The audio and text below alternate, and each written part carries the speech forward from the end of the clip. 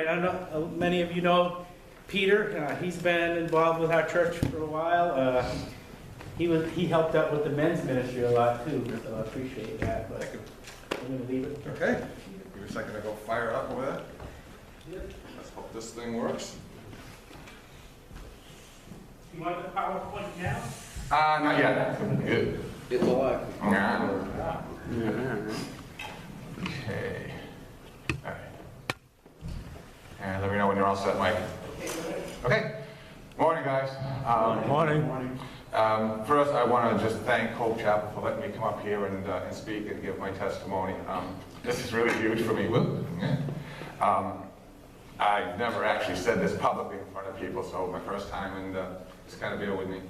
But I really can't thank you guys enough. Thank you. As stated, this is going to be my testimony on how God healed me from numerous childhood traumas, two of which are going to be having to do with the premature death of my dad and some subsequent sexual abuse I suffered that same year at the age of 15. Let me just give you a little outline of how I'm going to be speaking. I'll give you 2 seconds about me and a couple little facts and figures about things just to get you grounded. And then I'm going to talk about my story in 3 sections. First is going to be my life before I met God. Then I'm going to get into how and where I met God. And then finally, how life has been since I met God. In summary, I have the life Jesus died for me to have. And you can too. So, a little bit about me. I'm 62 years old. I've been married 37 years to the same woman. Please pray for her. Some of you know what I'm talking about. 3 children, 33 and 30-year-old daughters, 24-year-old son. My youngest 2 were foster children that we adopted as older children. So if you or anyone you know is interested in foster care or adoption, see me afterwards. I'd love to tell you about what we did and what works, and in some cases what didn't work, but adoption can work. It can work for your family. Just became a grandfather, 5-month-old boy, and another one on the way. Okay, Mike, you hit those slides there, please. On your table, there is a handout. If you take a second, just pass those out. And I'm going to go through just a couple of quick things, and then there's some information at the end that you can take with you for certain things. Give me a second, pass those out. Okay, as we see up on the screen here, 2 seconds of facts and figures about the sexual abuse I just mentioned. According to a CDC study, I think I did the, there we go. Technology, I love it. Mess that up. According to the CDC study in 2005, 1 out of 6 men in America has suffered from some form of childhood sexual abuse in their childhood before the age of 18. This is 24 million men. We know in the study that this is underreported. So this is beyond an epidemic, gentlemen. Next time you're at a ball game, if you're looking around at the stadium and you see 100,000 guys or whatever, that's what was 16,000 guys in that audience who were impacted. And one other little factoid, more men suffer from childhood sexual abuse than prostate cancer. And that's a proven statistic. Beyond an epidemic. And what's going on out there today, and I know we all watch the news, and sometimes the news doesn't give us the rest of the story, but it's been proven that a child is 9 times more likely to be sexually abused if they're with a single parent or in a very troubled household, which I had the 2 strikes against me. Let's do the next slide. Okay. Men who have this and other associated traumas are prime candidates for post-traumatic stress and depression. And I can tell you from experience that is a very real condition. It is not a character flaw or weakness, but it is treatable, and you can heal from it and live with it. It abuses the root cause of a lot of the addictions, if not most of the addictions we see out there today in society. And the news does cover all of the behaviors and things that we see ripping our country apart. And nobody talks about it. Suicidal thoughts, suicide attempts, it just really messes with people's heads, and on and on and on about the mental health conditions that I won't bore you with, but just understand, people, this is a huge, serious problem. And I'm so glad, I'm thankful the church is starting to talk about it. It's about time. Okay, you can shut that down, Mike, for now. Let me get into now this section about what life was like before I met God. 2 seconds of background. I'm an only child. My dad was a World War II combat vet. Mom was a homemaker. Italian-American background, very typical for, back in the day that you would see in the 60s. My maternal grandmother had numerous undiagnosed mental illnesses, which back in the day, if you were, quote, crazy and nobody would talk about or deal with that, not that there was any help to deal with it anyway. And her behavior just literally ripped my family apart. The fighting, the chaos, just brutal. My mother was consumed with trying to manage my grandmother. My father had pretty much been checked out. And I was kind of forgotten. In April of 1972, I was 15, and my grandmother died in April. And then 6 weeks later, my father dropped dead from a heart attack. Interesting enough, I just thought of something. His last words were to me to get a haircut. You guys remember back in the day, if your hair touched your ears in 1972, you were a hippie and you disgraced your family and all of that stuff, which pales in comparison with the stuff we see now. But yeah, he yelled at me at the summer table, get that GD haircut, and 3 hours later, he was dead. Just like that. So, lesson learned. Be very careful what you tell your boys. Might be the last thing they remember. So, between all of those tragedies, I was always a hustler. I always had a buck in my pocket from paper routes and different jobs. And I met a customer on my paper route, a 28-year-old man who wound up sexually abusing me and a classmate in his home that same year. It was the classic grooming behaviors that predators do, and I'll talk about that a little bit later. And I was the absolutely stereotypical classic victim. Broken family, absent dad, no mom, sad, ignored, depressed, you name it. Prime candidate. You can turn the slide back on now, please. Here's your laugh for the day.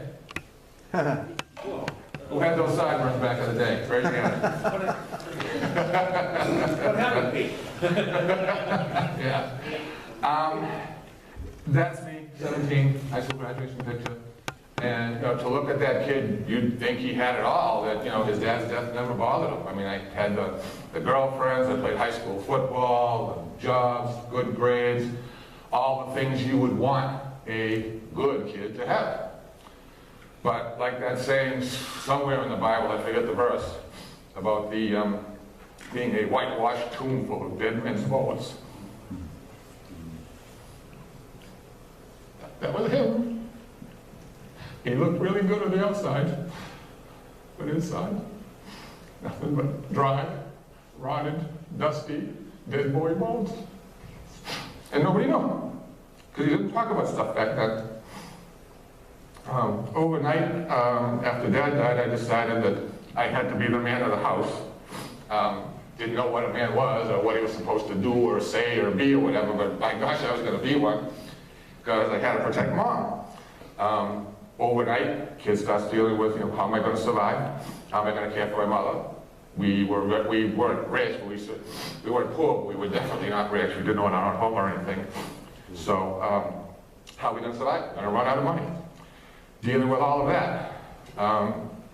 In addition, I thought everything was all my fault. My dad's death, my abuse, the intense shame and guilt and embarrassment and all of that. And I didn't think I had the right to say no. I just didn't think anybody would listen to me, or I just didn't think I could say no. I had never done anything like that before. I lost control of my brain and my body. The terror that goes with it is kind of produced one of those out-of-body experiences that you hear about people. It's very common for children to have those. I thought I was permanently damaged goods and less of a man. And as I learned the hard way as I became a parent, a 15-year-old boy is not a man. So to be less of a man was impossible because I wasn't a man at the time. How do you lose something you never had in the first place? Major learning there. A lot of people died around then, big Italian family, extended family, a lot of people dying around me. And I learned just never to trust on anybody because they're gonna just die or hurt you. And I basically fell for every single lie that Satan threw at me, lock, stock, and barrel. So to react and deal, I tried to prove myself, again with the football, jobs, money, girls, beer, and all the stuff that went on back in the day to prove I wasn't damaged goods. I went to a Catholic high school, and I always thought that God was over here, and I would struggle with the why God, why questions, and over here was the church with the rules and the do's and the don'ts and all that kind of stuff, and they always, I could never reconcile the two. I really struggled with the why God, why, and why do you allow this kind of stuff, and I really thought it was God's plan to punish me for something, for what I did, and in hindsight, it wasn't what I did, it was an attack and what was done to me. Tried to bury it all during the years, but again, the voice of damaged goods and never good enough. Just never good enough, which failed miserably. My coping strategy was to what I'll call a success junkie. I decided if I threw myself into my career that and with the success of my career, I could then be good enough. It was socially acceptable at the time, that's what guys did. And I got out of school, I took a couple of jobs, and wound up at the Digital Equipment Corporation back in the day. Any techies here? Former? Yeah, always a few. Did 31 years with them through the Compaq and Hewlett-Packard mergers. And I was always going after that one more raise, promotion, bonus, review, whatever. If I just got the one more thing, then I'd be good enough. But I had this hole in my heart that success just couldn't fill. Life went on. We had no trouble having our first child, and we couldn't have a second child for whatever reason. Doctors couldn't figure out what the reason was. But I was convinced that was my fault. I must have done something to cause us not having kids. We tried the adoption routine with foster child, and our first attempt failed miserably. We had a child who was much more sick and disturbed than anybody realized.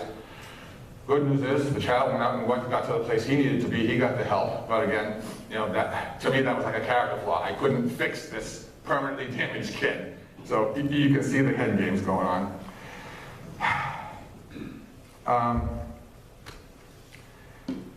I kept my secrets for probably 15 years, and then opened up when I had my first child. Told my wife, a couple of cousins.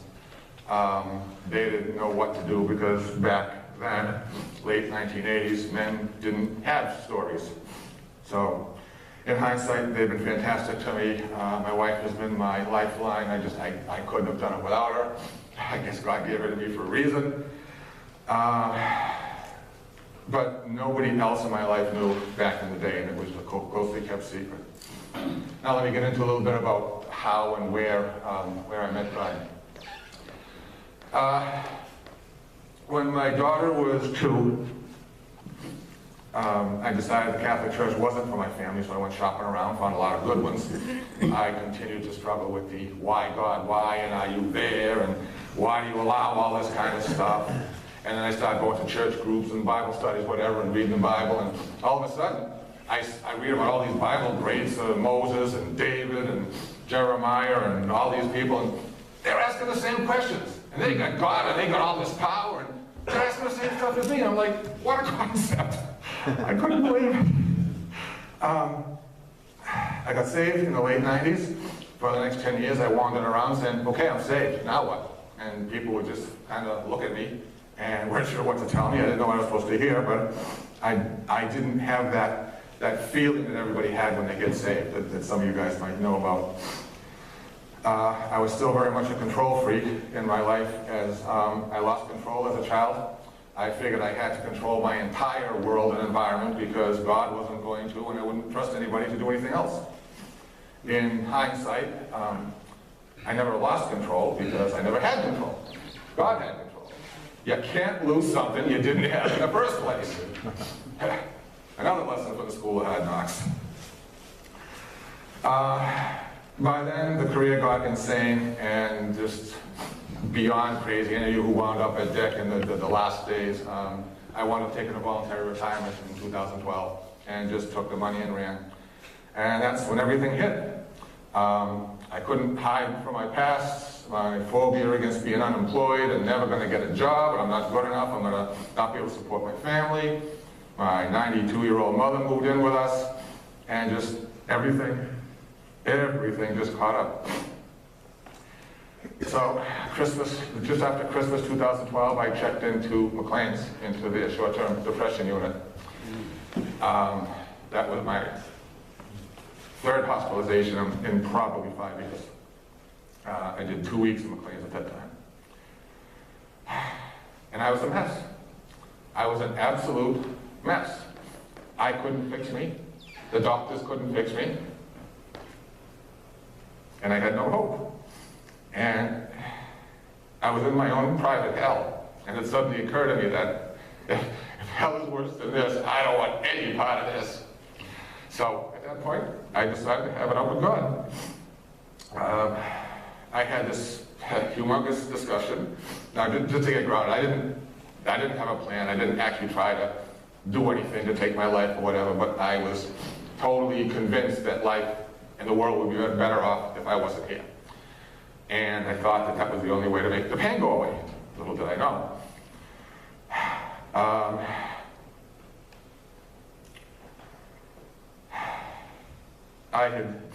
I thought dying was the only way out, and I begged God to take my life. And I said this publicly.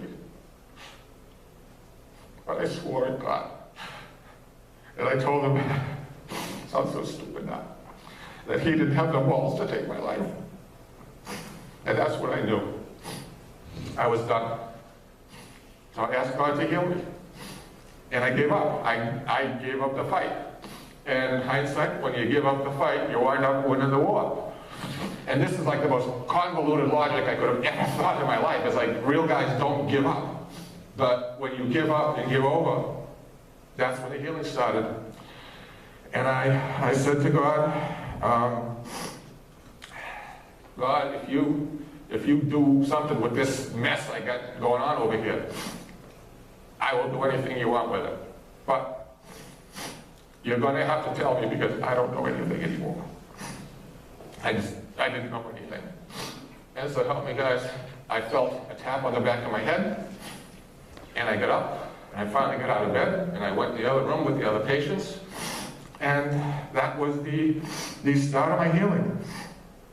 I started to get back on my feet. It took a while, but like I said before, depression and PTSD is not weakness or a character flaw. Real guys do get this stuff, and there is so much help out there, guys. There is so much help out there today, unlike 20, 30, 40 years ago. Even the last 10 years, just the strides that they've made. If you or anyone else suffers from that sort of thing, get help, guys. You're worth it, and it's just so worth it.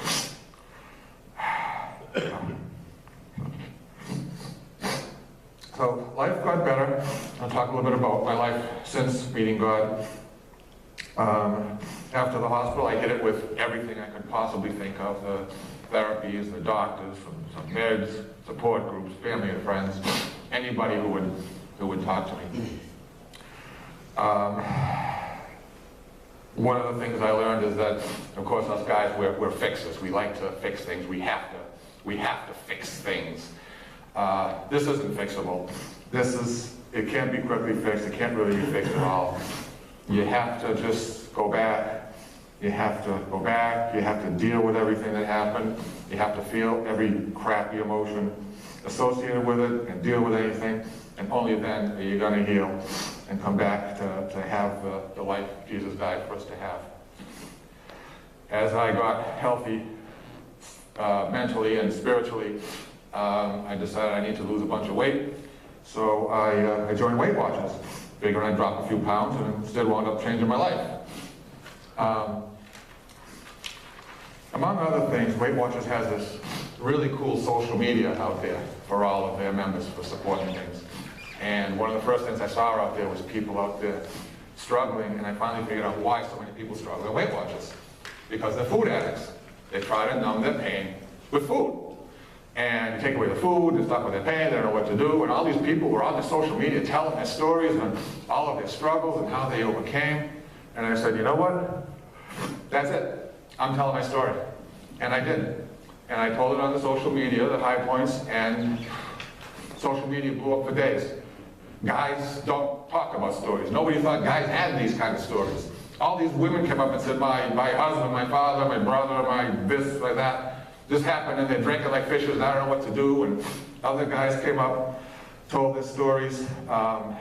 It was absolutely amazing. Absolutely amazing, the love and support I got. As that was going on,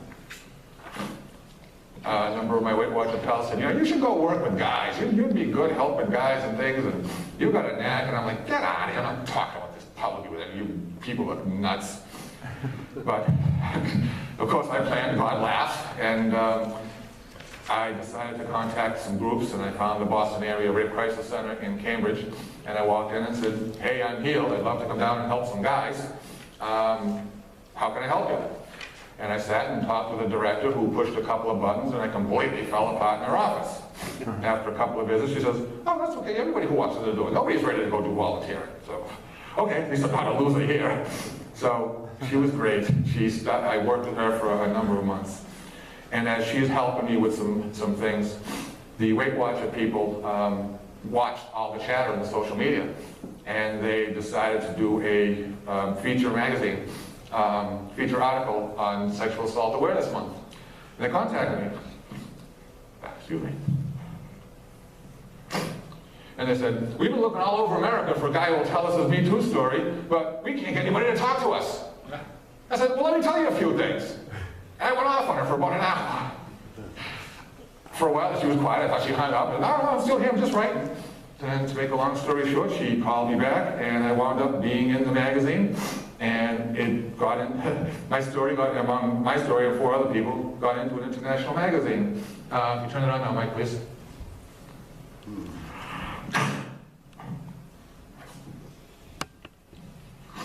That's me in the story.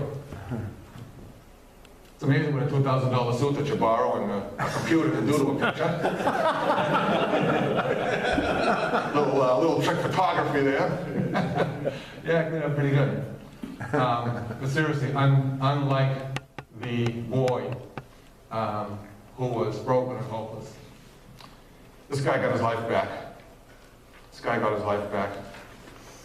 When the magazine article hit, the social media went on for months between people, the love and support congratulating me, the people coming out with their stories, people saying, because I saw the story of these 5 people, I'm getting help, and they got help, and they talked about it. I saw people reach out to help others coming along in the social media, and the healing just went on and on and on.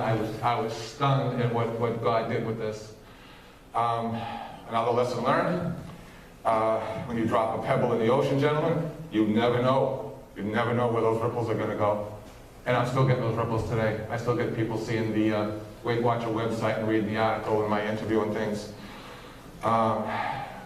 As you would imagine, the article kicked off a whole bunch of crap that I didn't even know existed.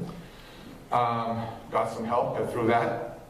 And I wound up last Mother's Day going down to the cemetery and have a little discussion with Mom and Dad. And I spent 45 minutes talking about the last 45 years. And then I took a copy of the magazine article and I buried it at the grave. I walked away. I'm free at last. Just like that. Just like that. If you think back to the guy in the hospital and the promise I made to God, that's why I did the article. And that's why I'm here. I made a promise to God to do something, and God opened the doors, and He wanted me to talk. So I did. And He touched my life, and He gave me my life. And as I think in the hospital, as I wanted Him to take my life, He took my life. He took my life, and gave me a much better one. And he can do it for me, guys. He can do it for you too. He can do it for you too. Okay, now if you would pick up the slides, the handout on your table, please, and open up to page 2. I'll talk about just a couple of quick bullets here. Call it the top 10 truths about abuse and or trauma. Pick out a few of these. I don't know how much time I have. Two of the biggest lessons a victim has to learn is number 1 and 2. None of that was my fault. And I did nothing to deserve that. If you think about number 4, about the feelings associated with trauma, feelings can't hurt you unless you stuff them down and you bury them and you decide to deal with them through an addiction, and then you got a whole other set of problems. You got the original problems and now all the crap that goes with an addiction. Number 6, we're only as sick as our secrets. No more secrets, gentlemen. No more secrets, no more sickness. And the toughest one for me is probably number 9. I will never, ever let the reason for my pain serve as an excuse to stay where I am for the rest of my life. And you shouldn't either.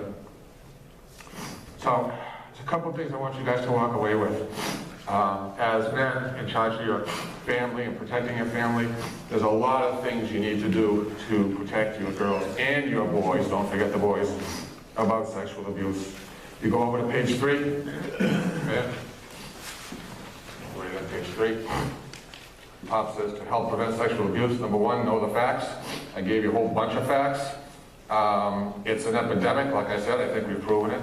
Number 2, look for signs in your children. Yes, some of the stuff is stupid teenage behavior that we all did, but there's a number of things that come up that could be leading indicators of a problem. Number 3 is to clearly educate yourself and your children. We gotta talk to our children, especially our boys, at the appropriate ages in appropriate ways. They're hearing this stuff anyway. You call your boys aside and you start telling them something like this, they're gonna tell you 4 or 5 guys they know in school that this happened to. Because I've seen it. I've seen it happen in more cases than I care to think about. But you've got to tell your children that no matter what happened, you're going to believe them, and it's not their fault, and you love them. If you go down to the other resources for men and families, if you or anyone you know is impacted by any of this,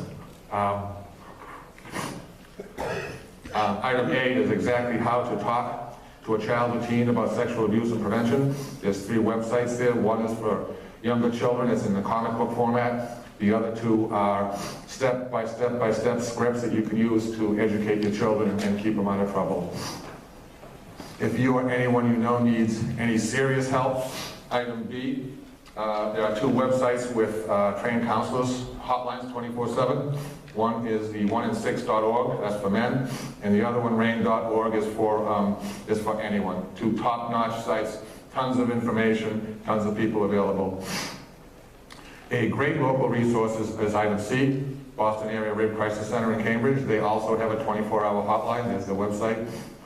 And if you want to help a survivor in your life, or God forbid, your child is impacted, there's a website right underneath that will give you a step-by-step script as to how to handle things and how to proceed. Item D, I talked about the grooming behaviors of predators. If your child is in some group or school or whatever, and you think something looks weird and you're just not sure, or something feels odd, go to that link. It'll tell you how to identify predators, and it'll confirm or resolve anything that you might be seeing in your head. But that's exactly how they operate. Item E, Oprah did a documentary, 200 Men Tell This Story, fantastic piece of journalism. And item F, lastly, is the link to the Weight Watcher article. It's got an interview on that in addition to the story. That's the front page of the story. Those are the 4 other people who were in the story with me. They flew us down to New York for a full day photo shoot and everything. Tough job being with those ladies, but somebody had to do it. Not easy being me, let me tell you. And then the last thing in the package, this is the actual story on the last page for a reading interest. So, just to wrap up, guys, here, I had to go through everything I went through to be the guy that God wanted me to be. Why is up to Him. I learned that the true test of manhood is not running around and drinking beer and getting into fights and all that crap we see in the movies. It's really taking a hard look at your past and resolving things. And that's true healing. I'm an example of what God took what the devil meant for bad and turned it into something good, because I've told my story and I can't even tell you the people who blessed me with their lives and their stories. And like Job, I got back the years the locust ate. And so can you. And above all, I just want a lot of guys out there to know that they're not alone. There is so much help out there, unlike years ago. There's so much help, there's so much healing you can do. There is absolutely no need to suffer in silence. It's a very different world out there. And wrap up with, pay attention. One of my favorite quotes from Jimmy Carter: "My faith demands I do whatever I can, wherever I can, whenever I can, for as long as I can, with whatever I have to try to make a difference." That's what I'm trying to do, and hope you're ready. Now open it up for any kind of questions. Yes? Mike, could you put the slide on of Peter in the suit and whatever? When I saw that, there we go. Go ahead, Mike. There we go. Now, When I saw that, what popped in my mind was the, I think it's the Avis commercial with the guy walks around, I'm in control and whatever. And I always can relate to that because that is what I want to be, always in control. And I know you're talking about sexual abuse, but I've suffered verbal abuse for many years growing up, which similar outcomes in terms of that. yeah. And I think as men, we react in terms of we have to control everything. Yeah. And I watch that guy, and there's a certain part of me that wants to be that guy and control and everything, whatever. And I'm always wondering, after he pulls out of the Hertz or Avis, whatever his place, in control and whatever, Yeah. he goes down the road, he breaks down or something, and there's no one around to help him out. He would totally fall apart. And I see you up there, and I go, you almost kind of look like that guy, but I know that you accepted the fact that you're not in control. Right. And I can really relate when you said that you had to let go of that Yeah. and finally reach for God, Yeah. for help and all that, Yeah. which now presents you, if I didn't know your story, I'm looking at that picture of you, I would think, oh, this guy has everything in control. Yeah. But you really don't. No. Control is an illusion. But you look in that picture like you do. Right. It's like an illusion. And that's what I tried to do when I was younger, give off the vibe that I am in control and nothing's wrong with this kid. And my aunts and uncles look at me and it's like, how come this kid's not bothered by anything?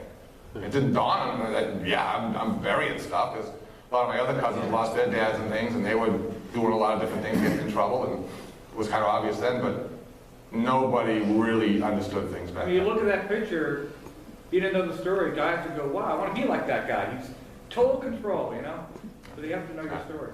You can't lose something you didn't have in the first place. Other questions? Yes? Yeah, Peter, I was wondering, in all that you told us, you were very careful not to bring any accusation against the individual that assaulted you, but did you ever confront that person? And Yeah, actually. I did. The person died in 1995. I'm a bit of a detective, so I went down to City Hall and pulled the death certificate. And I learned his causes of death and all the illnesses he had. And he abused his body for decades. He died at age 50 in 1995. I only looked this up like last year. I found his gravesite, and I did have it out with him. Yeah, that's as good as you could do. Did you forgive him? Is that part of it? I'm finding forgiveness as a process, not an event. It kind of goes in layers. So I think I've done what I can do right now, and if there's more, I'll deal with it. If not, then that's it. But it's very much a process with me and not an event. So it takes a while. Good question. Hey, other questions? My name's Kevin. I know Peter through my men's group. I was also abused as a kid. I do a lot of speaking for the Boston Area Rape Crisis Group, and that's how we met through them. We have our own men's group. It's not ran by anybody, just a bunch of guys that meet every 2 weeks and just talk about life and how things that happened in the past affect your life now. I just wanted to say I was really proud of Peter today for speaking for the first time about this. It's not easy. The more you do it, like anything else, the easier it gets. But there's a lot of support out there. He mentioned on his sheet that there's an organization called 1 in 6, and if you take a chance to look at their website, they have probably 60, 80 guys, and they tell their story and their photo and their, it's really powerful. When you do start talking and you find out you're not alone, it makes a huge difference in your life. Peter didn't mention earlier, but usually men take a lot longer than women to address the issue. It's usually 25 years. We have a guy in our group right now that's 70 years old, and he just started addressing it last year. So, I mean, he's been living with this for 60 years. And if we can help him or help other people, that's, I mean, there's 2 here. There may be another one, maybe there isn't, but I would be willing to guess that there's another person in the room here. It's not uncommon. But once you can share your story, you shed that shame. It's pretty powerful. My 2 kids, one's a senior, gonna be a senior in college, and the other's a senior in high school.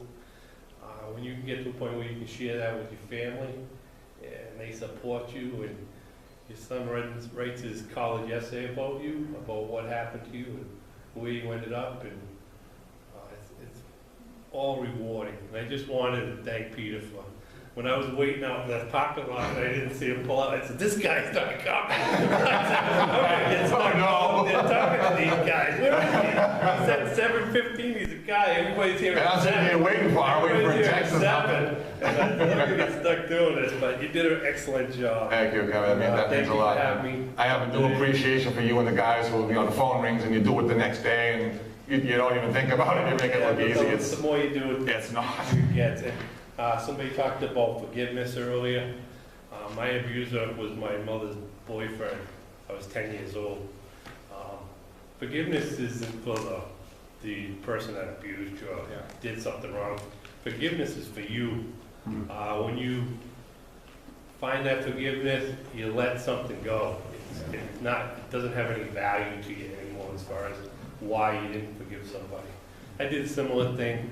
Went to the gravestone, sat there for a while at the Veterans Cemetery, and forgiveness is a way for me to move on. And I would say, if that's the word you want to use, that's the word we'll use as far as forgiveness for what happened to me, my niece that's 5 years younger than me, and my 2 brothers. I mean, like I said, everybody takes a lot longer, guys. My 2 brothers really haven't addressed the issue to an extent that I have, but God is very important. When you do get to where Peter is, God definitely is important in your life, including my life. So Don't try to do it without him. no, I tried, it doesn't work. Trust me.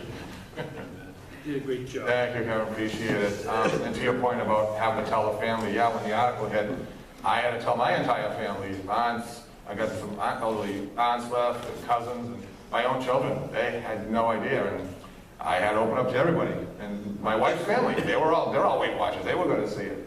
So it's like, my God, what are they going to say? What are the people at work going to say? And nothing bad, only love and support. Yes? I was wondering which of these 2 things were tougher for you to overcome, whether it was pride or not fitting into measuring up to what society expected of us? Well, the pride kept me from getting help. That was probably the #1 roadblock. The #2 roadblock is the not fitting in, the damaged goods, less of a man, all of this stuff, and blaming yourself because your father died and the abuse happened and all the other bad stuff that happens in your life and thinking you deserve it. So they're a very close 1 and 2. Great question. Thank you. Other questions? Yes? Peter, I don't know how this, so the ones that abuse you, is there any evidence that they have been abused in their life? And is this something that... there's a lot of studies out there, and just because you've been abused doesn't mean you're going to actually abuse somebody else. But the serial abusers have had serious trauma in their life. And Kevin, I don't know if you had any studies or seen one way or the other. But just because you're a victim doesn't mean you're an abuser. But if you're a serious abuser, you probably had some kind of serious trauma in your past. I know the people I've met, it's been very cyclical in the family, right? You know, the grandparents right on down, and it's the whole family affair thing. So that's true. Oh, other questions? Great. Yes. I just want to say thank you, because I know how hard it is to get up and say what you had to say. And it's amazing. It's your first time, and I just take my hat off to you and say thank you very much. It really moved me. Thank you, brother. That means a lot. That means a lot. Hi. Peter, how is your conversation with God today differ from when you were with digital, when you were doing the corporate climb up and whatever? Has there been a change in your conversation? Yeah. Are you talking to God more or what? All of the above, more, deeper, you know, asking more that, you know, what is it you want over here? You know, when the opportunity for the article hit, it's like, God, what are you doing over here? Not trying to control it and manage everything myself. I've had to give everything over to God, and it's been an incredible relief. Like, I don't have to manage everything anymore. It's a weight off my shoulders. You were a project manager, weren't you? Yeah. Yeah. Yeah, so here I am with all of my control issues, major control issues, and I take a job where I'm completely responsible for everything, but have zero control over the people and the schedule and the subcontractors and everything else. That'll kill your perfectionism, or kill you, one of the two. Thanks, Mike. Other questions, discussion? Yes? If one of us runs into someone who needs help, Mhm. what's the fastest and quickest way to get help for that person? Lots of things. First off, you probably want to call your health insurance company and tell them you need a professional who deals with whatever happened. You'll probably be the 500th person to call that insurance company that day. Don't think like you're the only one and what are they going to say, because they get this all the time. They'll give you a list of pros in your area, and you just call them and say, you know, something happened and I don't know what to do, can you help? And they take it from there. And I'd say get a list of 2 or 3 and talk to them all on the phone screen and see who you click with and who you don't. And go from there. For me, it's been this whole like a 3-legged stool kind of thing where, you know, the pros tell you things you just didn't already know. And then support groups are people who get it because your friends and family don't get it. But then your friends and family know you and love you and are just there for whatever you need. So between the 3 of them, but the first thing is just get the professional help. You can't go this one alone. Because if you're going alone, you can fix yourself, you'd be fixed already, and you wouldn't need a phone call. So definitely the insurance companies, the websites on the page I gave you there, lots of reading information. There's 24/7 counselors there via chat, phone, things like that. Call them in and just tell them anything you want. They've heard it all, you're not going to shock them. That answer your question? Yeah, I think our first reaction though, I mean, if we, obviously is take it to prayer and Yeah. then go that route, you know? Right. I mean, Yeah. they can't do it alone. No, you're not going to do it alone. Right. You're not going to. Yes, Rob? What do you say to the possibility I have grandchildren Hmm? that I suspect were abused? Hmm? Would it be good for me to talk to them and let them know that there's help, that they need help with that? And I'm not in a controlling situation to be able to help them, but Yeah. if it's true, would you say? Before you do anything, I say talk to a pro, because it's probably a common question. I'm sure there's a lot of common process for it. You know, you certainly don't want to put ideas in their head, Right. but if there's something, you certainly want to know about it. Don't be surprised if they don't tell you about anything because they want to hide it. But there's a lot of signs, and I think any of the websites I gave you, the Great Crisis Center, you can call them real quick and just say, you know, what do I do, and what do people do in my situation? I think between the contacts on that page and maybe a pro that you just keep around because you need them, you'll be able to filter it out pretty quick. Okay. But just don't go it alone. Yeah, that's a good point. Yeah. I think Solomon said somewhere, a wise king has many counselors. Mm-hmm. So, not supposed to do it ourselves. Cool, other questions? Steve? So you talked about, for generations, Mm. society didn't talk about it, Mm. the church didn't talk Right. about it, and then everyone's now beginning to talk about Mm. it. Church is always sometimes 10, 15 years behind. Yeah. What do you think the church could do better at to speak to mental illness, to trauma?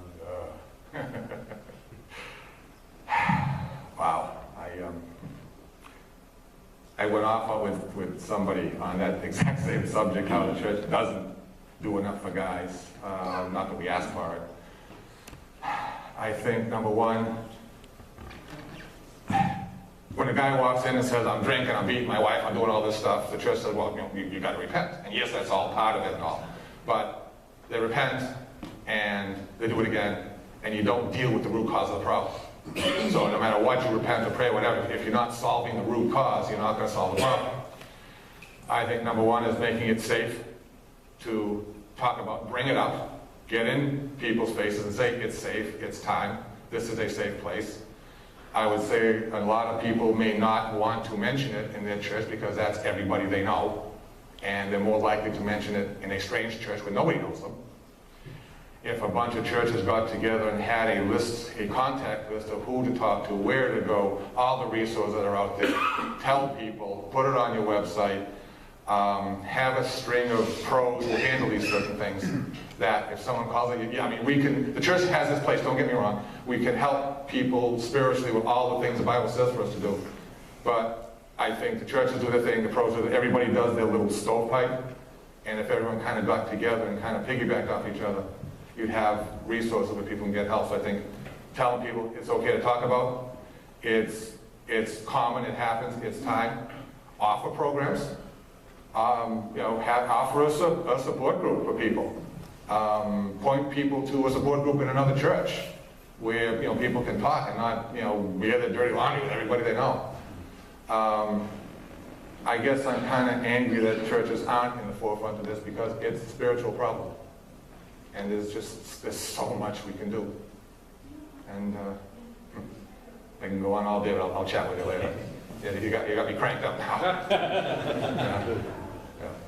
I went off with Jim Mason on that, and he just kind of looked at me and said, well, why don't you come to my church? And why don't you talk? And I said, about what? He said, the story you just told me. And I was like, you guys talk about this stuff? He said, yeah, churches need to talk about this stuff. Okay, and then that's happening May 4th, and then I wound up here, and all of a sudden it's like, my God, the church needs to be involved in this. Great question. Great question. Let's chat. Other questions? Yes. One, just as a past educator, one of the things we just never went over, grooming behaviors. Yeah. How does that manifest itself? I mean, like if you were looking at something because I'm really young. Yeah. A lot of times, predators look for kids from broken homes. Okay. Crazy targets. They won't bother with a kid who, has been trained and educated and stable family and things. They prey on kids who are desperate for attention because kids would rather have bad attention than no attention. I learned that in foster care situations. That's why they want to go back to their birth parents. That website I have has a whole list of things they do, but in summary, they'll call kids out, make them feel special. They will groom the parents and earn their trust, and it's this huge con game. If you read any of the scandals from the Catholic Church, it was all the same thing over and over again, just gain confidence and go from there. And Kevin, I don't know if you have anything else to say about predators and how to find them. My story, like I said earlier, was my mother's boyfriend, one of 8 kids, divorced parents. Got divorced when I was 4. For lack of a better word or thought, new dad, same responsibility, you respect your adults, new school, new city. 5th grade, I missed 31 days of school. Nobody seemed to care, nobody seemed to notice. Now my kid misses a day of school, I get an email and text and a phone call. Stayed home, was being abused for those 31 days by my mother's boyfriend. Mom's working a lot of hours, trying to make ends meet to little to no success. Like I said, it's a process where they gain your trust and then they become part of your family. I mean, he has the same rights in the family as I do. And then you worry about, if you told somebody, are you going to break up mom and dad? Where are we going to live? Right now we're living in his father's 3-decker. I mean, where are we going to live if they break up? Or is anybody going to believe me? Or are they going to send me away? I'm crazy. So that's just my story, but a lot of times I've heard other stories. We have another friend that was father of the Catholic Church. Mother dies, father's a cop. Dad's working a lot of overtime. The priest is hanging around with the family, taking the kid out for ice cream. Next thing you know, you want to see the rectory, you build the trust. Next thing you know, this kid's being abused, you know, and now he's dealing with it at 50 years old. So a lot of it has to do with most of the people that abuse you, 80, 90%, you know.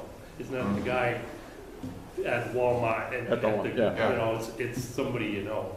And it takes time and trust. And I mean, I was 10 years old. What do I know at 10 years old? Right. I mean, I used to beat myself up and blame myself because I was thinking, as an adult, I wasn't thinking as that 10-year-old kid. Then you realize, you see it, what a 10-year-old kid does, like my nephew spills a drink.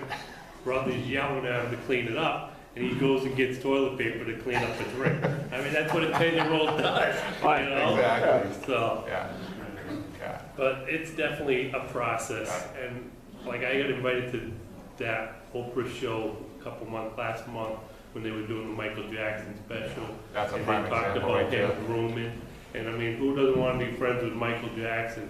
I mean, he's a millionaire. You're traveling all over the world with him. You're going to show. The family's even bought into it. They're traveling all over the world with him. They're living in all these beautiful hotels. It's you know, people look the other way. I mean, personally, I can't see how my mother didn't notice 30. But I think there was another thing. 8 kids, she's overwhelmed. Maybe she's working a lot not to. I mean, some people are workaholics, like Peter was on earlier, and then she's drinking a lot to self-medicate, and maybe she's looking the other way. I can't say she knew, but she should have. So, the process. It's not like one day it's turned on and they do it to you. It's over Gaining time. confidence and control. Do you know what Thank you, Kevin. what the church's responsibility is if, let's say, well, I don't know if I should even ask this We're question. mandatory reporters, Yeah. and we've done that here, so What? we've had to report here in authorities. We have to, we're mandatory reporters. We do. Okay, other questions? Peter, I know we've got to wrap it up. Yeah. Quick thing, and maybe we can talk to you after. Yeah, I'll be around afterwards, guys, if you have questions, want to chat. These are statistics. Like, if I calculated right, I think maybe about 30 of us here, there's probably 2 or 3 guys here that have been through what, at least have been through what you've been through, they haven't talked about or whatever. I know you went to the depression hospital or whatever. Some guys just live with it, but it also affects your relationship. I know you and I were in the foster group. You know, and it affects your relationship with your spouse and your kids and whatever. Yeah. And I've learned that you may have a problem child, but your problem's worse because you have a problem. And sometimes you can't necessarily solve the problem with the child, Right. but you can't work it yourself. Right. So I guess, how has it affected your relationship with your kids now, being that you talked to them about it, or whatever? Is it improved it? Yeah, it's brought us 1,000,000% closer. My youngest 2 kids that we adopted, they have metoo stories also.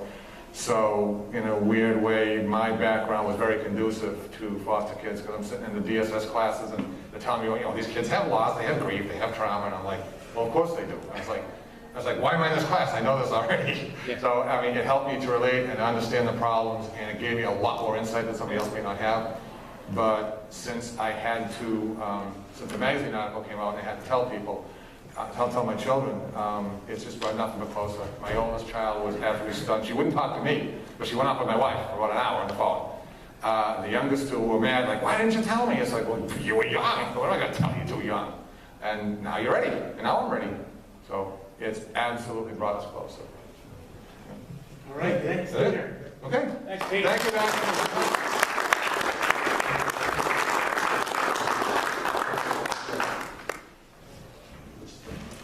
All right, There we go.